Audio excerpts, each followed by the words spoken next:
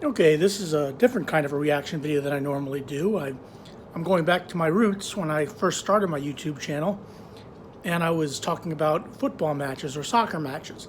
Well, I'm doing a reaction to the United States versus England matchup, which everybody's been looking forward to. Everybody was looking at coming into this World Cup. And the United States has a history with England, a very brief history, but a history of two prior matches. 1950, when probably the greatest upset in the, no offense to the USA versus USSR in hockey, probably the greatest single upset in the history in the 20th century, beating England and Brazil 1-0. The next time they played in the World Cup was 2010, where, no offense to Rob Green, he lets a goal by Clint Dempsey go in after Steven Gerrard opened up, 1-1. England has never beaten the United States in football. Never. Not once. In fact, if you look at tournament football, and the only other tournament that they ever played in together was the U.S. Cup, which isn't really a tournament or anything like that, but the United States beat them 2-0 on, I believe Alexi Lawless scored in that game. But nevertheless, that's go friendlies. England kicks the crap out of the United States, whether it's here or there. But they play today, second game in the World Cup. Now, the United States probably should have had 3 points going into this game. They were a better team than Wales, but they looked tired in the second half. Going again with England, who basically were on fire starting the tournament, beating Iran 6-2.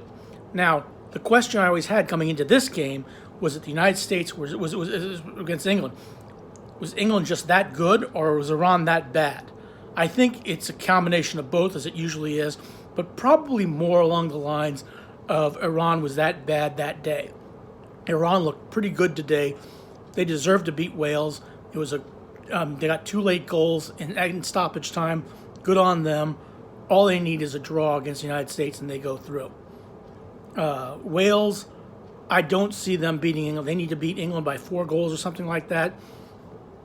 Wales couldn't score in a Las Vegas cat house with $100,000 in their pocket. They are not going to get 4 goals against England, so you can forget about that. Now, as far as this game with the United States versus England is concerned, I never thought I would see a 0-0 draw with the United States and England, where with the players that England has, that I would say, damn, the United States should have won this game. The United States was the better team. If you listen to the English press, they're talking about lethargic, how bad England played, how horrible they were, things like that. They talk about substitution with why wasn't Phil Foden playing and things like that. But I take a little bit of umbrage with that. I think it was more the United States was just better than England today, and that's sometimes that just happens.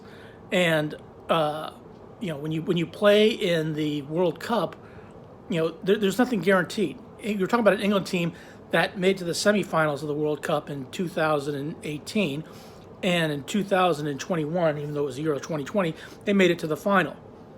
And a lot of criticism has gone to Gareth Southgate. Well, I suppose you can criticize Gareth Southgate, but at the same token, you have to praise Greg Berhalter and what he did. Okay, he came out in a 4-4-2, and instead of doing Josh Sargent in there, he started with Haji Wright. It's pretty much the same lineup. Tim Weah, and Wes McKennie, Pulisic, Adams, Musa, Dest, Robinson, Zimmerman, Tim Ream, and Matt Turner. I thought that Adams was the man of the match for the United States. I thought Adams was the man of the match for the entire game. I thought he was everywhere. I think he ran everywhere. I think he did everything you could possibly.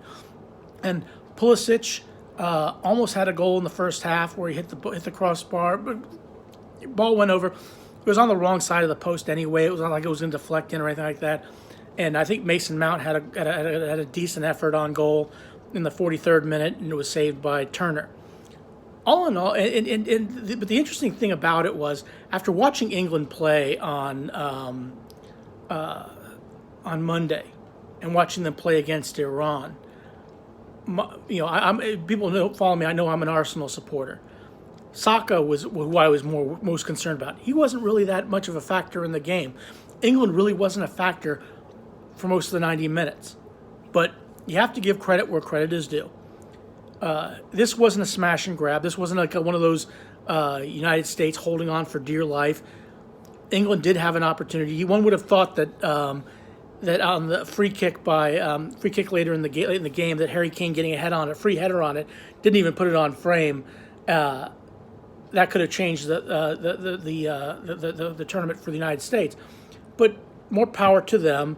They held on, got a 0-0 draw, and I think it's disappointing that it wasn't a victory. But congratulations to the United States, a well played game, and congratulations to England as well. Now, England, I think, will beat Wales. I don't think that there's anything to worry about there. I think they're going to top the group and they're going to have 7 points, and good on them. The United States has the trickier of the two matches with Iran. Now, I think the United States is better than Iran, but by no stretch of the imagination do I think that they are astronomically better than Iran. I think Iran is certainly capable of beating the United States. It would not surprise me if Iran beat the United States. Iran just needs a draw. Okay, I do not expect them to sit in and let the United States come at them. I expect them to play deep but counterattack, like pretty much like what they did in 1998 when they beat the United States 2-0. The United States is going to have to be wary of that, and they're going to have to take their chances. They are not getting a lot of chances. They are not a big threat in front of goal. They just have to create chances and take their chances. A draw does them no good. A loss obviously does them no good. They have to win. Somebody's already made the point. You have to win to advance out of your group, and that goes with it. You've gotten 2 draws. You should have beaten Wales. You didn't. You played a poor second half. You played two good halves. If you play like this against Iran, I think you're more than capable of beating them. But I am not overlooking Iran by any stretch of the imagination. I think Iran is an outstanding team that has enough firepower to handle this United States. I don't think they're the greatest team on the planet, but they're certainly not the worst. And they certainly are capable of beating the United States, just like the United States is capable of beating them. Well, I'm going to let everybody go after this one, but I just wanted to get my 2 cents in on what I saw. Now, England, they're going to talk about how poor their team played, blah, blah, blah. Hey, you still have not beaten the United States in the World Cup. You've had 3 chances. You're 0 wins, 2 draws, and a loss.